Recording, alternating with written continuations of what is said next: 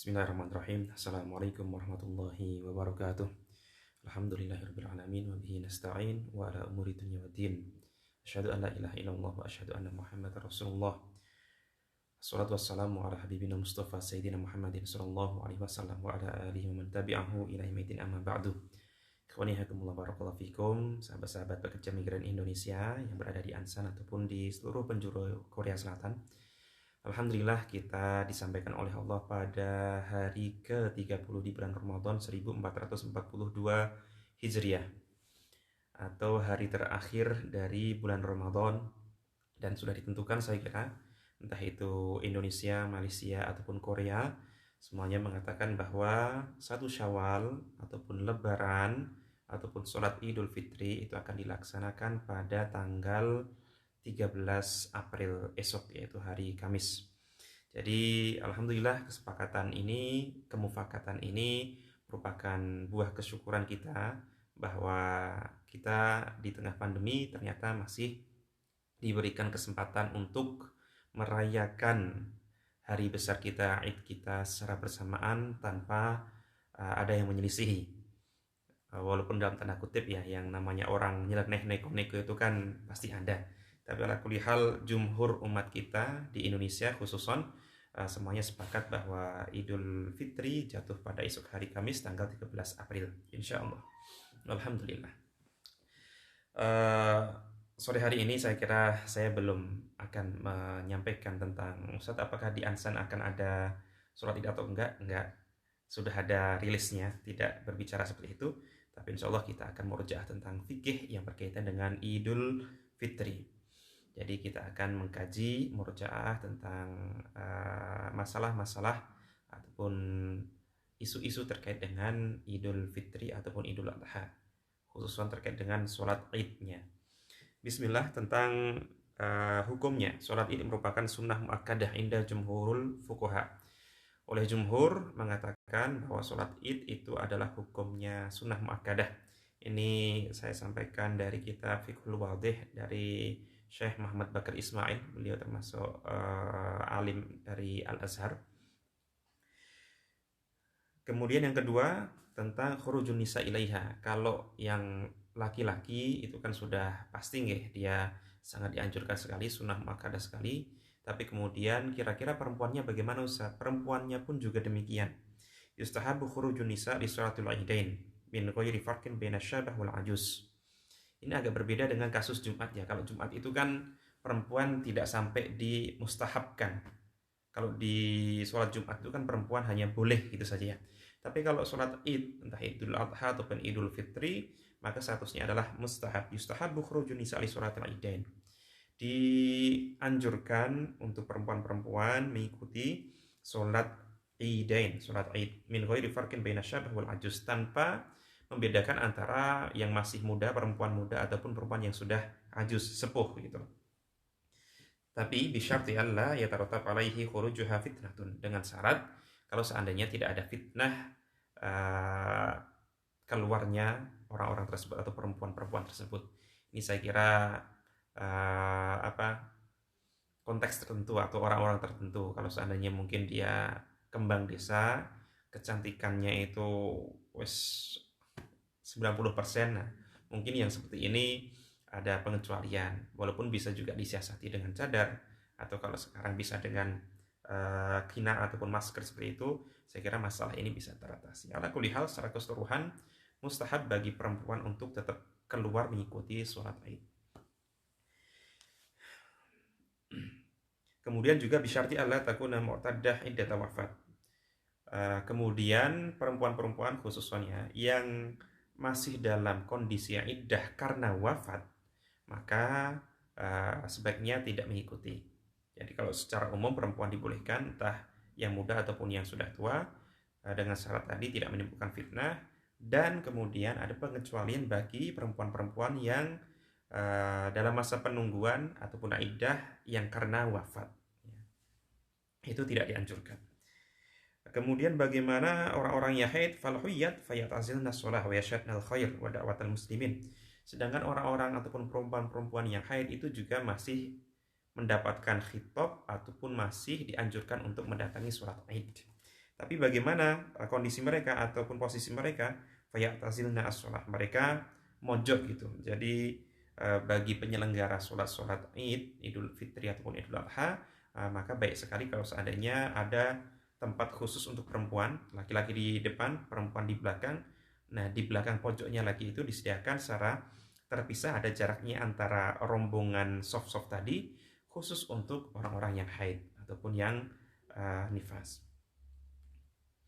Kemudian yang ketiga adalah waktu sholatul Id, yarkhulu waktu sholatul Idain bimikdar irtifai syamsi romhan. Ini sama seperti waktu sholat duha ya. Wa yantahi qabla zawali syamsi min wastis sama, dan habis sampai sebelum condongnya matahari di tengah langit. Jadi sebelum zuhur, waktunya adalah waktu duha sampai sebelum zuhur. Kemudian syarat tempatnya, maka nuha, tempat penyelenggaraan sholat Id. Minas sunnah ayyusholiyal muslimun sholat al-idaini fi sohro. Sunnahnya sholat id itu dikerjakan di sohro, di tempat yang terbuka. Sohro memang artinya adalah padang pasir, tapi kalau konteks kita maka artinya adalah tempat yang terbuka. Bisa itu lapangan, bisa itu padang rumput, dan lain sebagainya. Kalau di kita mungkin kemarin taman, ini lebih dianjurkan ge. Inam kana dzalika bila masyaqqah, kalau seandainya memungkinkan tanpa masyaqqah, tanpa kesulitan. Lama lam yakun hunaka udhrun mani kabardin au matorin, dan selama tidak ada udzur yang menghalangi seperti dingin yang menggigil, kemudian cuaca yang hujan, atau bahkan kalau panasnya panas banget pun juga ini termasuk udhrun mani, termasuk udzur syar'i yang dibolehkan untuk tidak melakukan sholat id di luar outdoor tapi di indoor. Tapi asalnya tadi kita sampaikan bahwa sunnahnya adalah outdoor gitu ya, gampang. Kalau bahasa kekinian outdoor, di lapangan ataupun tempat terbuka.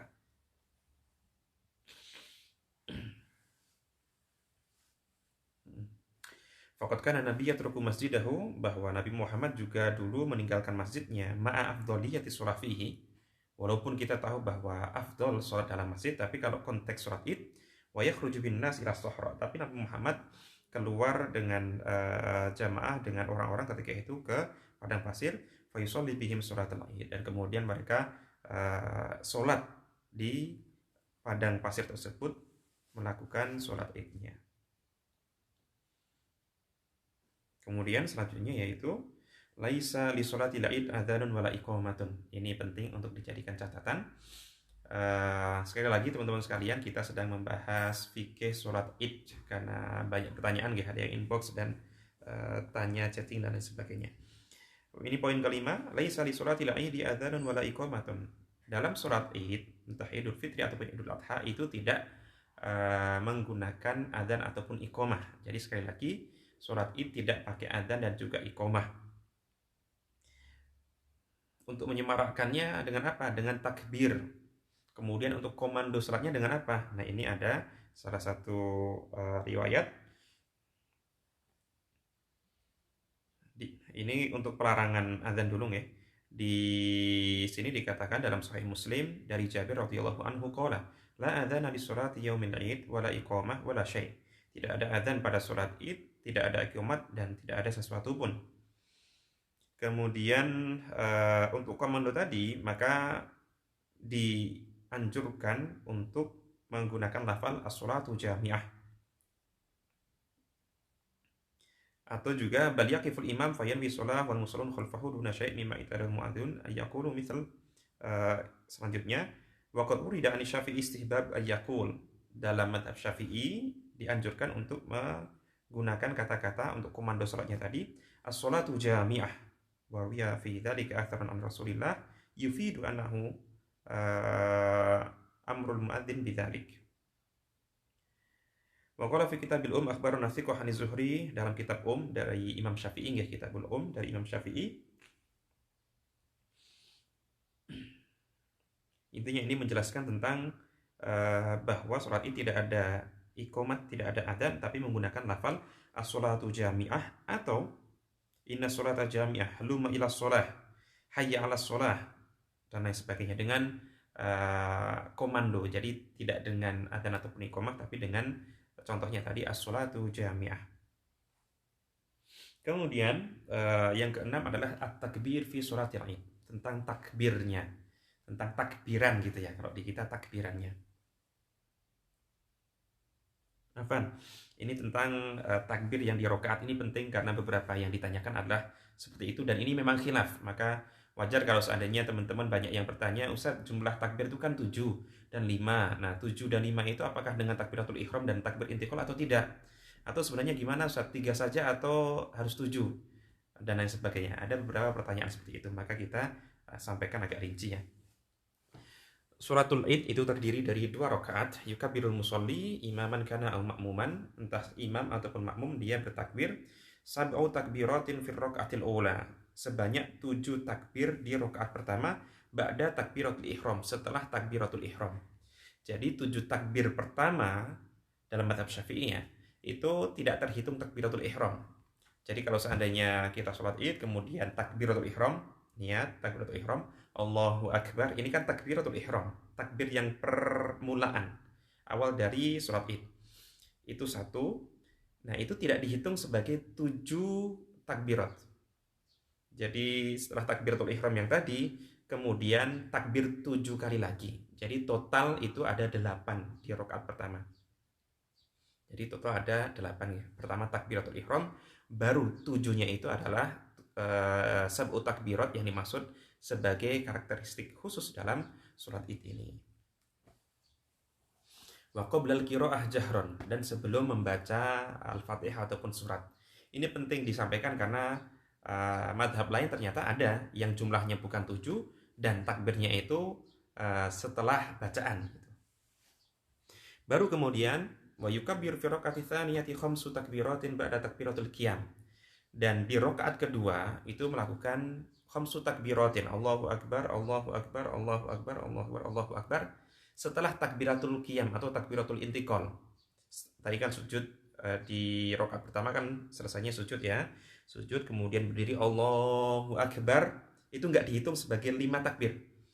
Jadi ketika setelah berdiri Allahu Akbar, baru kemudian takbir 5 kali lagi, baru kemudian Fatihah dan juga surah.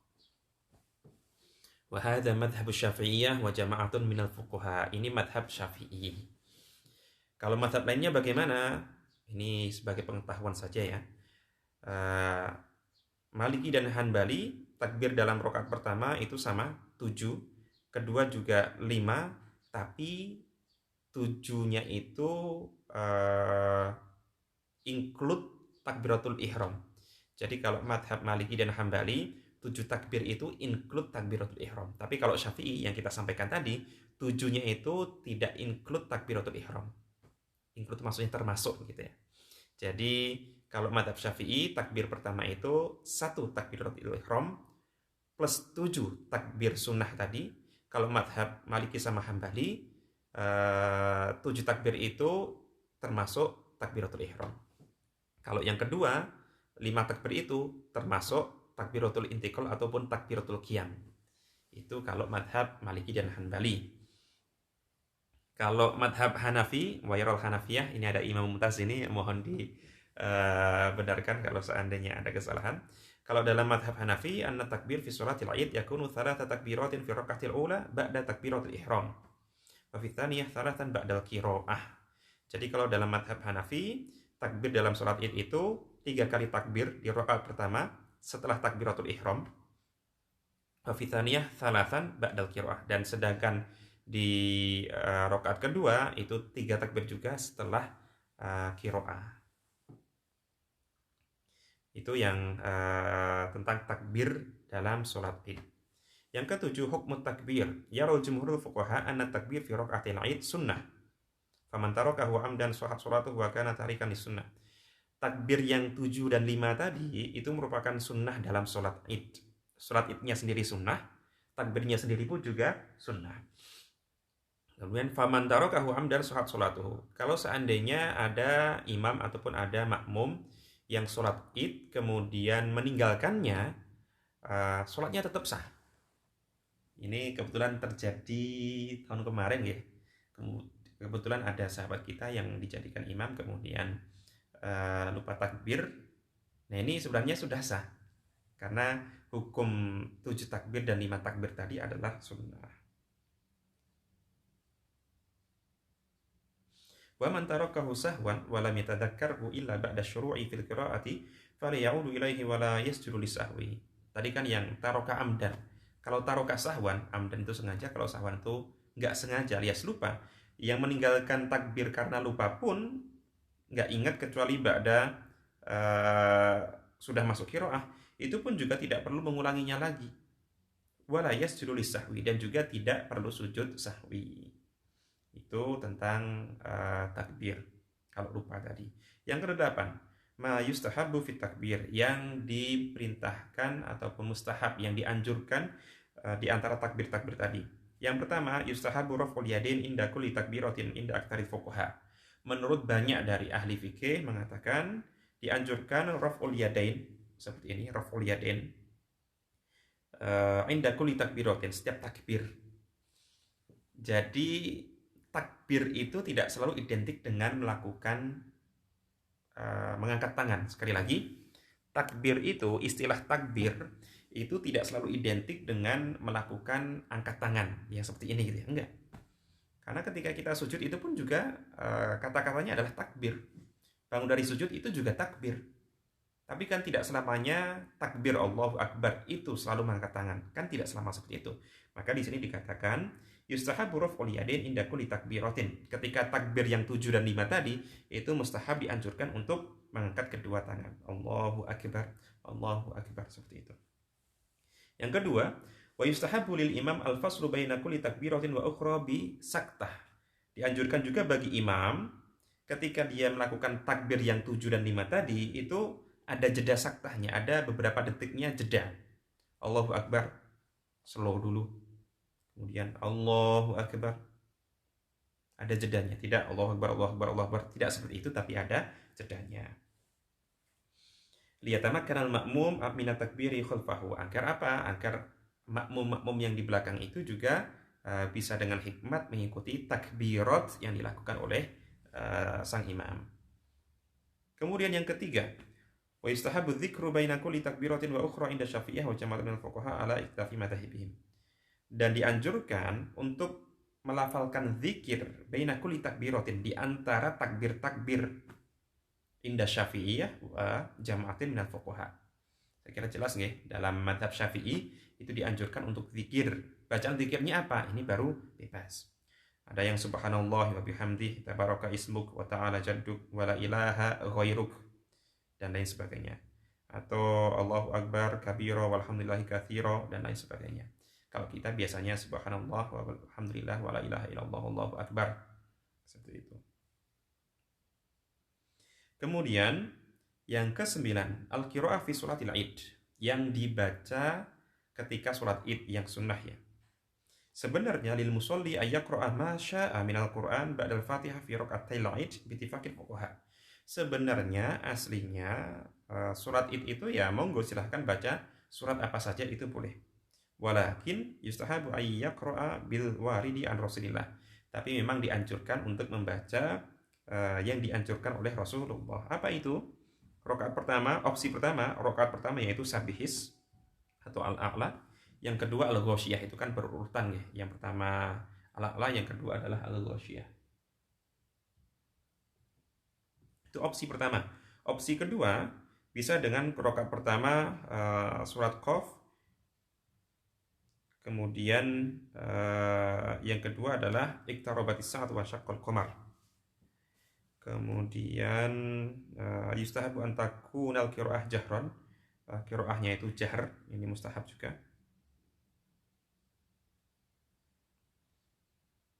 Kemudian yang ke-10 adalah tentang khutbatul Id, tentang khutbahnya, ini juga penting.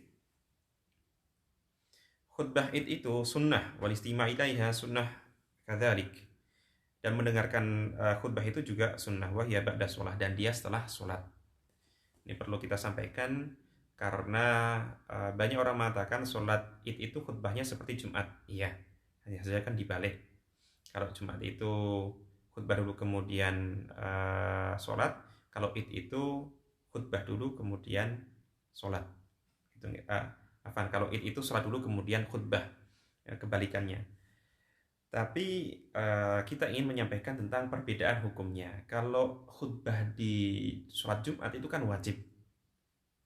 Adanya khutbah dan mendengarkan khutbah itu kan termasuk bagian dari rukun ataupun wajib gitu ya. Tapi kalau konteksnya khutbatul id, dia sunnah.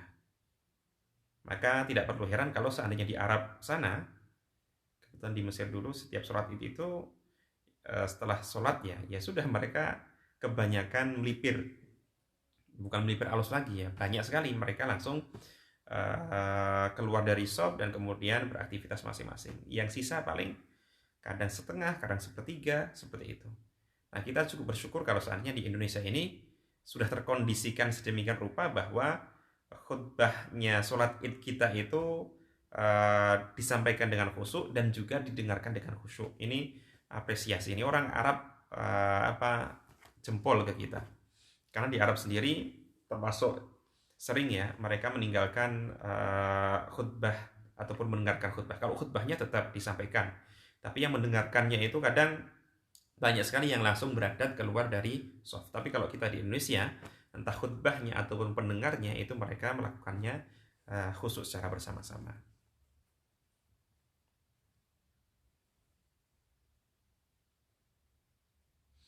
Kemudian tentang bagaimana Ustaz, satu khutbah atau dua khutbah? Dua-duanya boleh. Mau satu khutbah boleh, dua khutbah juga boleh. Kalau dua khutbah seperti khutbah Jumat ya, ada jeda duduknya. Tapi kalau mau dibuat satu khutbah, wa yajuzu an takuna khutbatun wahidatun min ghairi julus. Dan boleh juga satu khutbah tanpa adanya duduk. Yang ke-11 kaifiyah, saya kira ini jelas. Tata caranya jelas ya, seperti 2 rakaat biasa, hanya saja ditambahin dengan 7 takbir dan 5 takbir tadi. Nah, ini penting tentang takhiru sholatul id lil udri, mengakhirkan sholat id karena udzur. Idza mana udhr min sholati idil fitri fi awal syawal, kalau seandainya ada udzur yang menghalangi untuk sholat id fi awal syawal, di 1 syawal, seperti mator syadid, seperti hujan, atau kemudian hilalnya tidak diketahui, atau dapat komunitasnya itu sehari setelahnya. Shallauha fi waqtiha minal yaum atsani indal Hanafiyin wa Ahmad bin Hanbal. Jadi kalau seandainya ada penghalang-penghalang tadi, shallauha fil yaum shallauha fi waqtiha minal yaumi tsani indal Hanafiyin wa Ahmad bin Hanbal. Jadi tetap enggak masalah sholat id di hari kedua, itu enggak masalah. Karena ada udzur-udzur tadinya.